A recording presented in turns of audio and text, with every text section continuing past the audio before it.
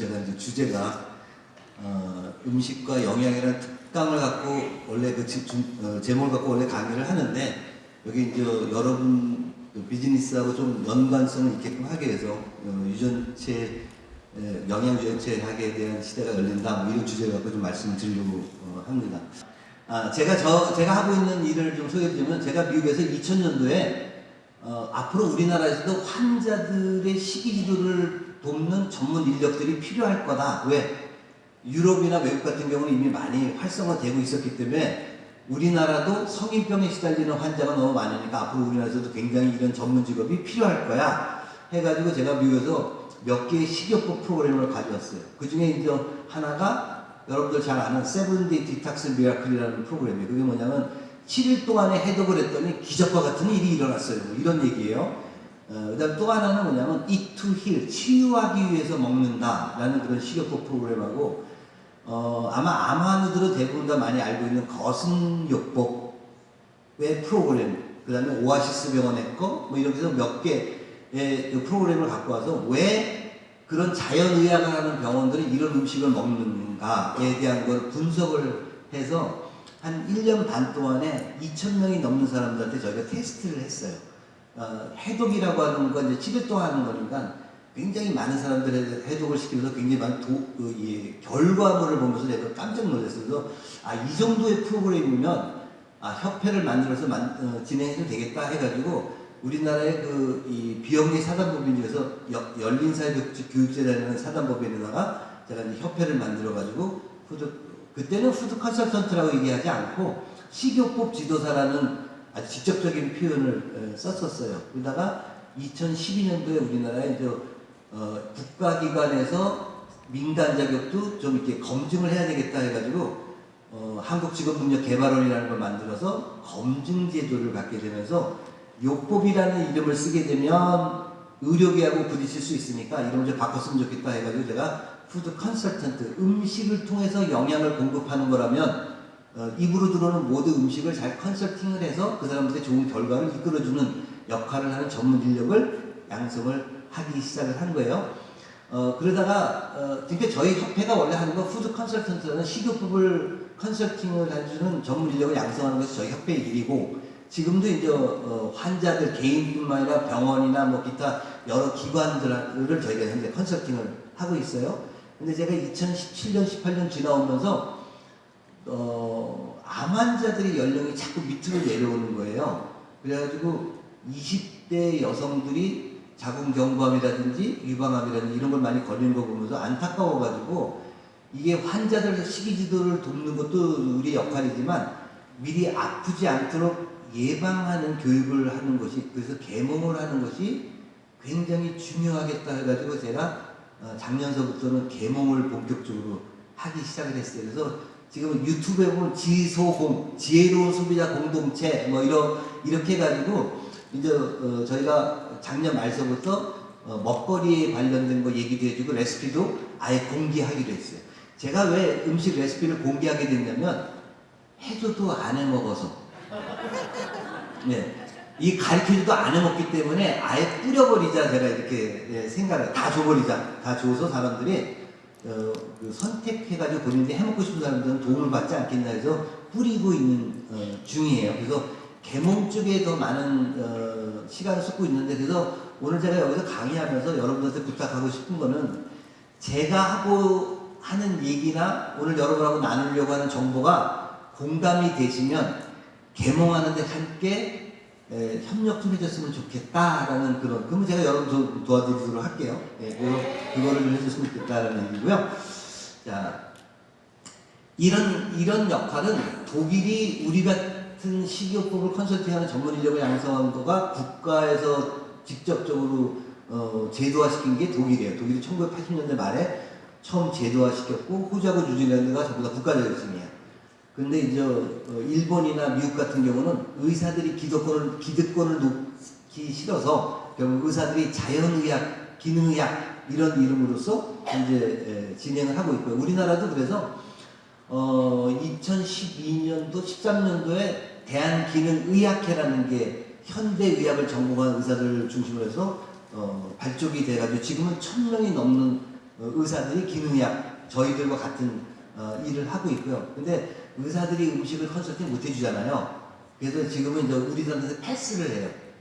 우리하고 같이 현재 하고 있고요. 그 다음에 이제 한의사들과 현대의학을 한 사람이 뭉쳐서 만든 게 임상통합암학회라는 것도 현재 이제 발족이 돼서 이런 영양에 대한 얘기를 굉장히 많이들 하고 있어요.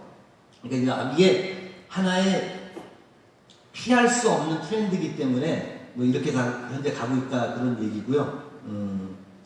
지금 아까 제가 말씀드린 대로 뭐 이런 그 과정을 통해 가지고 현재 그 라이센스를 받고 있다는 얘기고, 이게 뭐 저희가 자격증 얘기예요. 이건 뭐 대충 말씀드렸고, 그 다음에 이 식이요법이라는 거가 2014년도에 처음 사전에 이제 등장하기 시작해요. 정식적으로. 그래서 현대 그 서울대학교 병원의 식이요법에 대한 개념이 여기 이렇게 써있어요.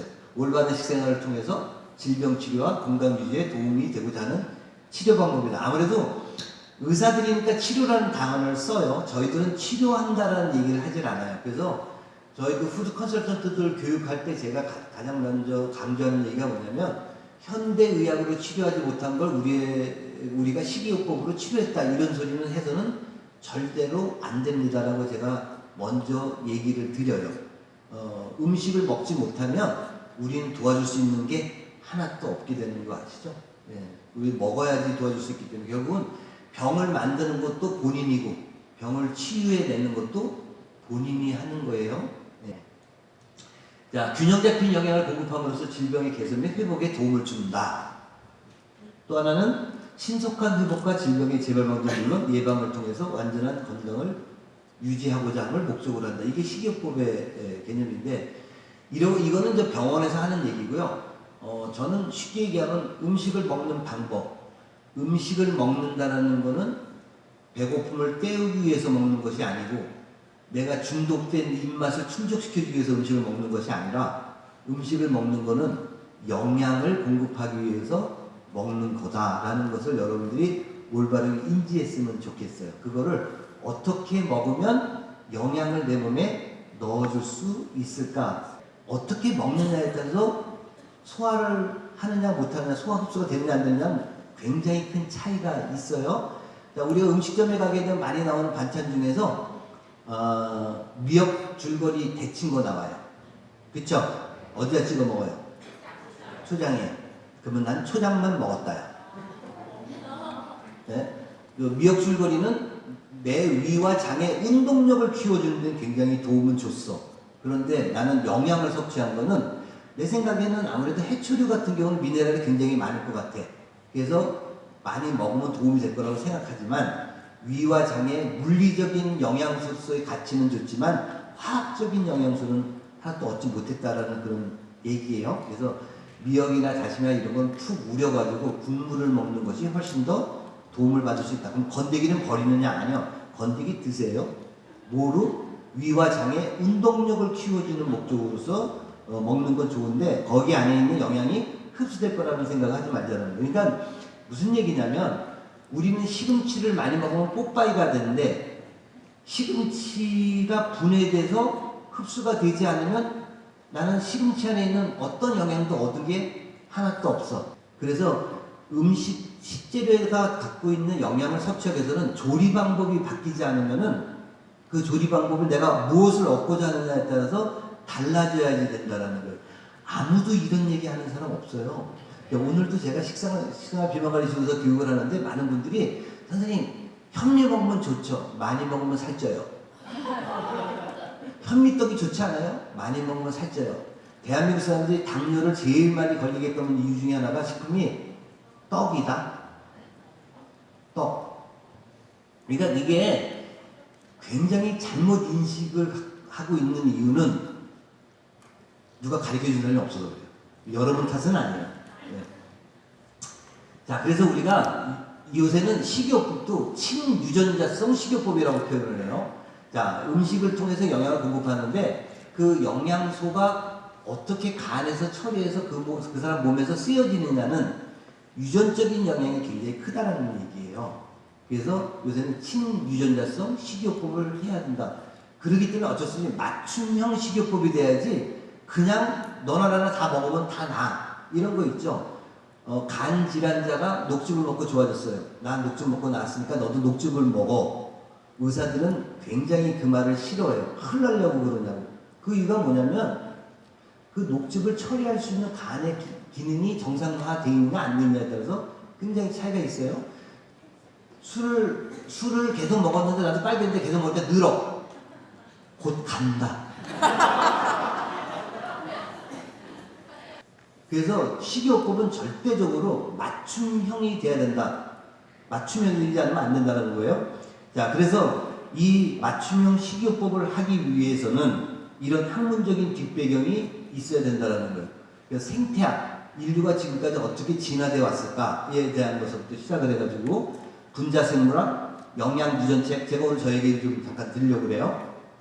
그러니까 유전자에 맞춰서 영양을 공급해야 될 필요성을 연구하는 학문이 저 영양유전책이에요. 뉴트리지노믹스라고 하는 거. 저게 1990년대 말에 처음 말이 나왔어요. 네, 이거는 학문이 지금 계속해서 발전하고 있는 과정이라고 이렇게 보시면 돼요. 여러분들이 왜 효소제가 현대인들한테 절대적으로 필요한가를 이해하려면 이 생화학적인 걸 조금 이해해야지 돼요. 네? 그래서 효소는 절대적으로 필요해요, 현대인들한테. 왜 그럴까요? 효소는요, 모든 살아있는 생명체에만 있어. 근데 우리가 가공식품 먹는다? 아침에는 일어나가지고 밥맛이 없어서 안 먹고 나갔어. 점심 때 라면 먹었어. 저녁 때 피자로 때웠어. 이 사람은 단 한 끼도 자연식품을 먹어본 적이 없어요. 우리 주변에서 얼마나 많은 사람들이 효소를 먹을 수 있는 기회가 없는지를 한번 보라고요. 살아있는 거 아니면 안 된다? 그래서 채소 같은 것도 데치게 되면 효소가 있겠어요? 없겠어요? 45도에서 50도가 넘어가면 효소는 다 파괴가 돼. 그래서 조리 과정에서 없어지는 게 효소예요. 그러니까 어떤 채소나 과일은 열을 가하지 말고 생으로 먹어야 되고, 효소나 이런 것도 얻을 때는, 그리고 다른 영양소, 파이토케미칼이나 이런 것도 얻을 때는 열을 가해서 얻는 게 훨씬 더 유리하다. 그래서 어떻게 먹느냐는 내가 어떤 영양을 음식을 통해서 섭취할 건가를 고민하면서 조리 방법을 생각을 해야 된다는 거예요. 인간이 섭취할 때 제일 첫 번째로 우선적으로 섭취해야 될 물질, 그만큼 중요하다는 얘기예요. 그 단백질이 어디에 많이 있을까요? 우리 몸의 전부야. 굉장히, 그러니까 이 알고 있는 거고 행동하는 거고는 굉장히 다른 행동, 괴리가 있기 때문에 문제가 생기는 거예요. 자, 그래서 이런 학문적인 배경을 갖고 한다. 이거를 요새 이제 우리가 대학원에서 바이오 모듈레이션이라는 표현을 써요. 그러니까 생체 조절을 위한 융합 학문 해가지고 이쪽 분야에 있는 사람들이 다 모여서 어떻게 하면 사람의 세포의 기능을 활성화시키는 쪽에 함께 의견을 모을까, 그래서 건강하게 해줄까에 대한 것을 연구하는 학문을 우리가 바이오 모듈레이션이라는 그런 표현을 써요. 그래서 이런 학문이 대두됐다는 얘기예요. 그러니까 제가 오늘 이 얘기 드리는 이유는 뭐냐면 어려운 얘기 하려고 하는 게 아니라 여러분들이 갖고 있는 비즈니스의 툴이 굉장한 무기를 갖고 있는데 걔가 빛을 발하지 못해. 좋은 총을 갖고 있는데 총기는 소지를 해야 되거든요. 총을 닦지 않으면 총알이 안 나가요. 예? 근데 여러분들 굉장히 좋은 무기를 갖고 있는데 그걸 어떻게 써야 될지를 모른다라는 얘기예요. 예? 이거는 있잖아요. 학문적인 트렌드. 그러니까 아까 어느 분이 이렇게 말씀하신 거 제가 들었는데 굉장히 좋은 환경에 있어요. 그거를 사업하는 사람이 얘기하게 되면은 지가 사업하니까 자기는 그렇지. 여러분도 대한민국의 어떤 건강기능식품 만드는 회사가 자기네 회사 나쁘다고 얘기하는 회사 있으면 나와보라고요. 그 최고인 거를 어떻게 구별을 하고 차별성을 느낄 건가에 대한 얘기예요. 공동체 비즈니스라고 하는 건 뭐냐면 말 잘하는 사람들이 있어. 그리고 말은 잘 못하는데 굉장히 진실된 사람이 있어요. 그리고 어떤 사람은 제품에 대한 정보를 굉장히 많이 알고 있는데 표현 못하는 사람이 있고, 어떤 사람은 별 알지도 못하는데 표현 되게 잘하는 사람이 있어요.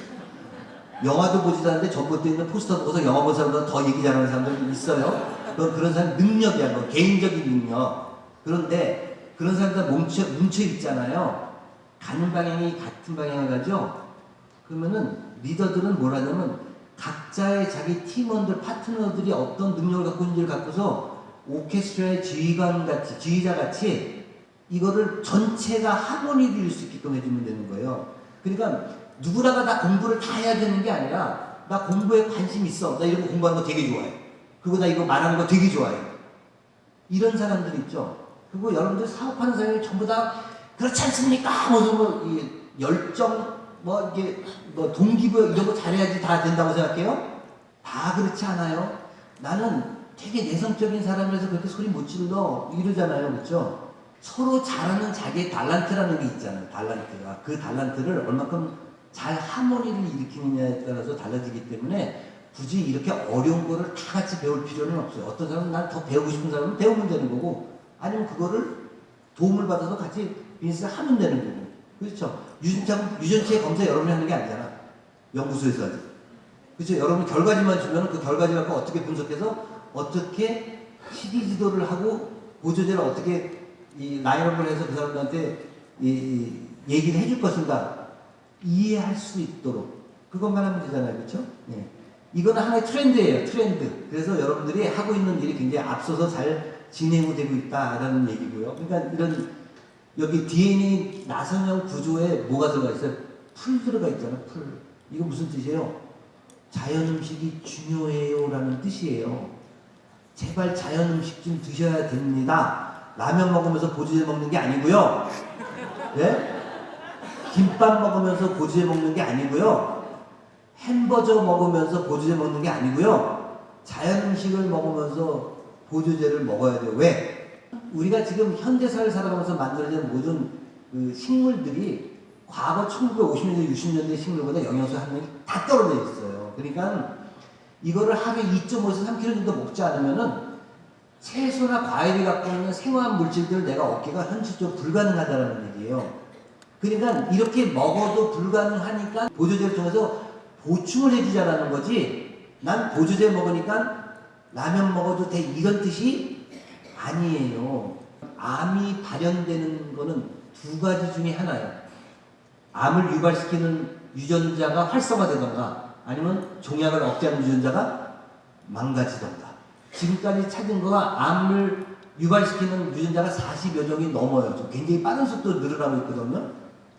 그리고 암을 억제하는 유전자가 한 13개의 영체체 쌍이 망가지게 되면 이 종양을 억제하는 힘이 떨어져서 종양이 발생된다는 얘기예요. 그러니까 여러분들이 유전자 검사하는 이건 뭐예요? 어디에가 취약하냐를 알기 위해서 저 검사가 필요하다는 거죠. 유전자 채소 과일을 자연 음식을 많이 먹는 과정 속에서 비타민을 먹어야지 그거 안 먹으면서 비타민 먹어가지고는 답이 안 나온다는. 우리가 음식을 먹을 때 바뀌어야 될 두 번째 패러다임의 전환은 뭐냐면, 여러분들이 어디가 아플 때 뭘 먹으면 좋다 이런 생각을 아예 접어두시고요. 항상성이라는 걸 기준으로 해서 항상 생각을 해야 돼요. 항상성이라고 하는 건 그 항상 똑같은 상태를 유지한다. 체온, 혈압, 혈당, 삼투압, 산도 이런 것들을 전부 다 똑같은 상태를 유지해야지 우리는 아프지가 않아요. 아프다라는 건 항상성이 무너져서 일어난 결과가 질병으로 와요. 항상성을 무너뜨리는 음식들 애들 주지 마세요. 네? 제가 바깥에 나가서 강의할 때 지구상에서 제일 먼저 살아야 될 첫 번째 가공식품은 얘라고 얘기해요. 이런 거 있죠? 네. 이런 거 애들하고 나눠 먹을 때 죄책감을 갖고서 드세요. 내 탓이다, 내 탓이다. 네? 이거 여러분들 굉장히 심각한 거 아시죠? 그러니까 이 아이스크림 같은 거 있죠? 그러니까 식품을 가공하는 회사는 절대로 사람들의 건강을 위해서 만들지 않는다. 입을 중독시키기 위해서 개발한다. 꼭 기억해 두세요. 이것도 지금 제가 이런 얘기 듣고 하면 못 먹지 이렇게 고민되지 않아요? 네. 그래서 해독을 해야 돼요. 해독은 중독의 사슬을 끊는 유일한 방법이에요. 그래서 여러분들 더 무서운 건 미세먼지는 피할 수가 없잖아요. 그렇지 않아요? 그러니까 지금 우리나라를 살아가고 있는 현대인들은 정기적으로 해독을 하지 않으면 안 돼. 정기적으로. 그래서 여러분들 해독이라는 걸 정확하게 좀 이해할 필요가 있는 거예요. 자, 우리 몸에서는요, 포도당을 갖고 에너지원으로 써요. 그리고 포도당이 넘칠 때는 지방으로 비축해주기도 하고, 우리 몸에서 만들고자 하는 단백질을 비필수 아미노산을 가지고 만들려고. 비필수 아미노산은 11개, 12가지는 전부 다 뭐로 만든다? 포도당으로 만들어요. 그러니까 내가 포도당을 빌려줬으니 포도당을 가지고서 아미노산도 만들고 지방도 만들게 했으니 내가 포도당이 안 들어오면 돌리도 다시 돌려줘야 될 거 아니에요. 그래서 포도당으로 바꾸는 걸 포도당 신생합성이라고 이렇게 표현하는 거거든요. 예. 이거 왔다 갔다 할 때 다 누가 필요하다?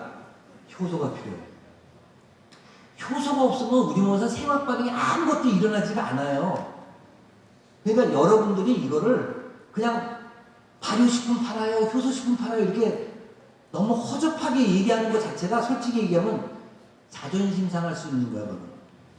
그리고 불과 한 20년 전까지도 발효공법이 굉장히 많이 활성화됐다가 지금은 효소공법으로 다 시대가 다 뛰어넘고 있는 거거든요. 그거 기술 제일 많이 갖고 있는 사람이 누구예요? 신박사님. 그러니까 여러분들은 이 배경이 얼마나 좋은 배경을 갖고 있는지 저는 알고 여러분 몰라. 여러분 알아요? 네. 그러니까 이런 환경에서 일을 못하면은 뭘 해도 못한다? 여러분들 이런 환경에서 진짜 여러분이 못하는 거는 환경 때문이 아니라 내 탓이에요. 내 탓. 이거 효소 굉장히 중요해요. 네. 자, 이런 독소들에 의해서 우리가 대사에 문제가 생겨요. 대사 증후군의 끝판이 종양이에요. 모든 생화학적인 그 해독은 누가 하냐면 간이에요. 그래서 여러분들이 간을 살리기 위해서 영양이 필요한 거예요. 여러분들이 영양 보충제를 먹는 이유가 뭐냐면 간 때문이야. 간 때문에.